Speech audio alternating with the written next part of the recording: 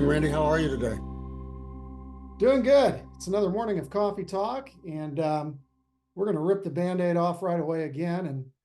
And today I wanted to talk to you a little bit about developing band sonority. In fact, we can title this How to Develop Your Band Sonority in 15 Minutes or Less. 15 minutes only referring to the length of this conversation, Okay. but you know, probably 15 times 1,000 when it comes to the work that directors have to do. But there's a lot of directors out there that, they always say, and I'm sure you've had them say this to you, man, I just don't know how to get my band to sound better. And sometimes it just comes down to focusing on the correct things. So take it away. Yeah, well, I guess that's a subject right now that's pretty easy for me to talk about because I'm doing so many honor bands and all-state bands this time of year.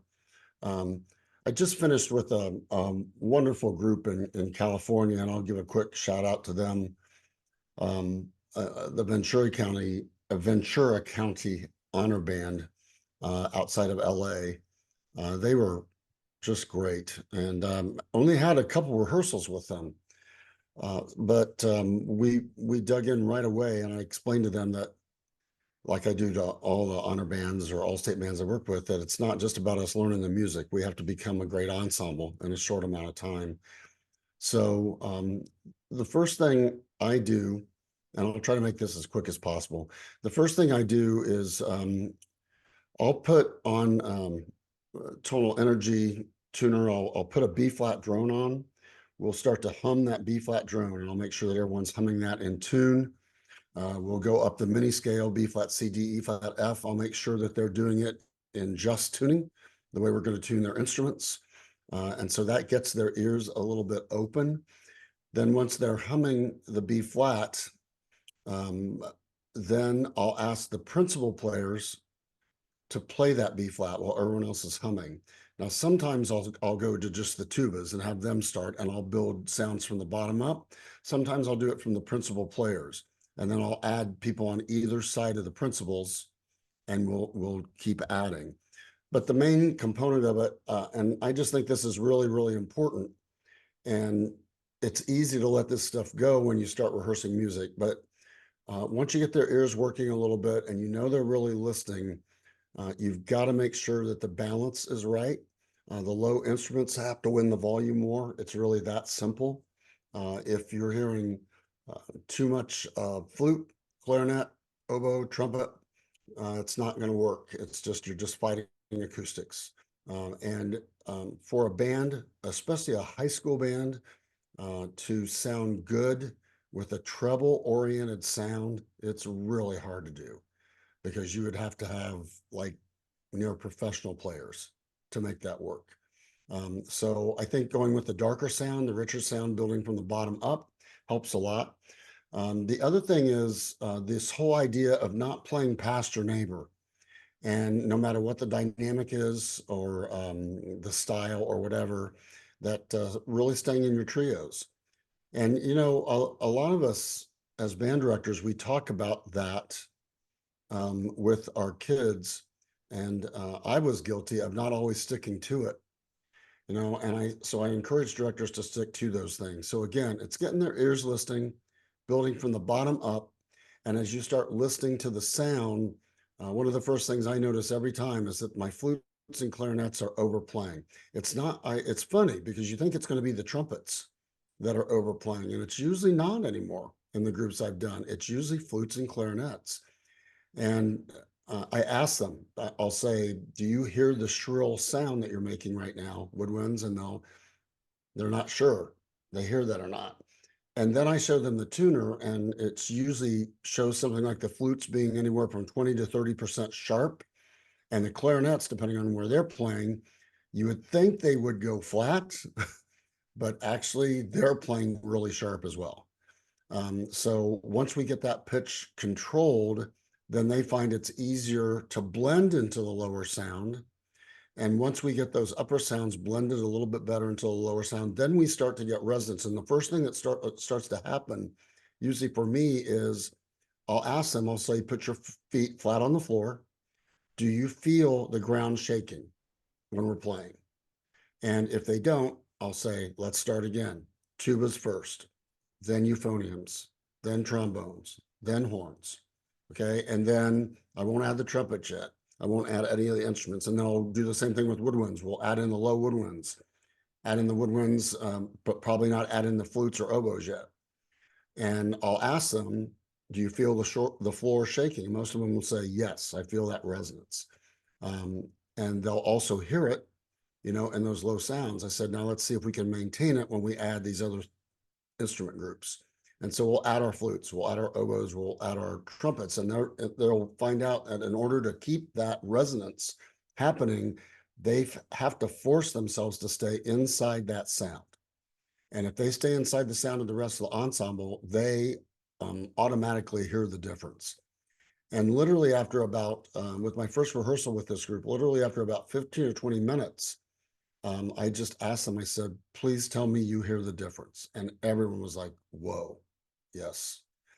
And so that's what I think is so important. Now, it's one thing to do that on an F concert or a B flat concert. It's another thing to put it into a piece of music. And so I find that, especially with honor bands and all-state bands, I have to constantly remind them, especially when they're playing at a big moment. I just have to ask them, are you playing past your neighbor? Raise your hand if you feel like you were just overplaying a little bit, and a ton of hands will go up, especially in the upper woodwinds. And I still remember yesterday at our concert, we were playing a piece called Good Night, Dear Heart by Dan Forrest, originally a choral piece. Beautiful, beautiful transcription for band. And it features the flutes, and we have 3 or 4 part flutes.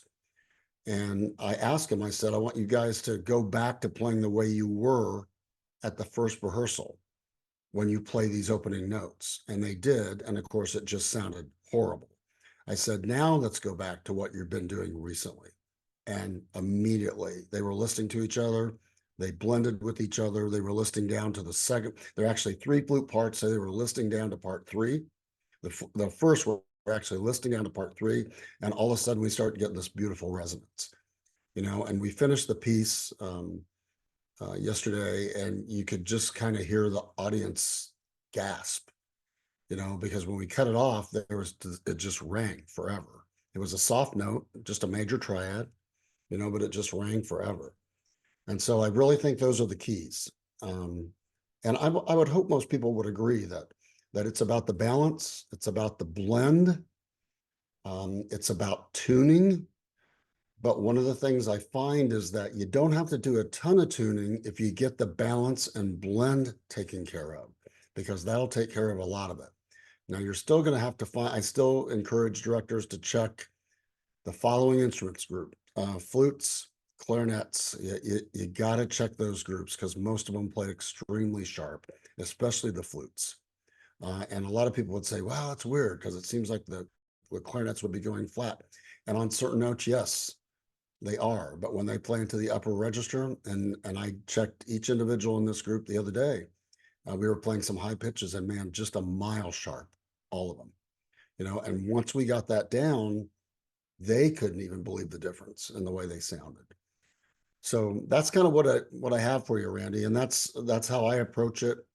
And you have to do it quick, obviously, with honor bands, but if you can start to do this consistently with your own bands every day while you're working the literature, and pick a chord in one of the pieces that you're playing, especially a fortissimo chord or a forte chord, and do the same thing like you were doing the F concert. Check the balance from the bottom up. Make sure no one's playing past their neighbors, and also do a lot of ear training with them. Like, I'll stop and say, I'll ask, and I'll say, do any of you know what kind of chord this is? And I'm always shocked, because someone usually knows. I mean, there's a moment in this piece we were playing yesterday where we had a minor 9th chord, and it was this beautiful chord that Dan Forrest had written, and one of the kids right away said, that's a minor 9th chord. I'm like, awesome. I said, let's all sing that chord. And so we sang it from the root up, and then we played it, and everyone was like, oh, that's really beautiful. It's almost like they hadn't heard before that it was beautiful.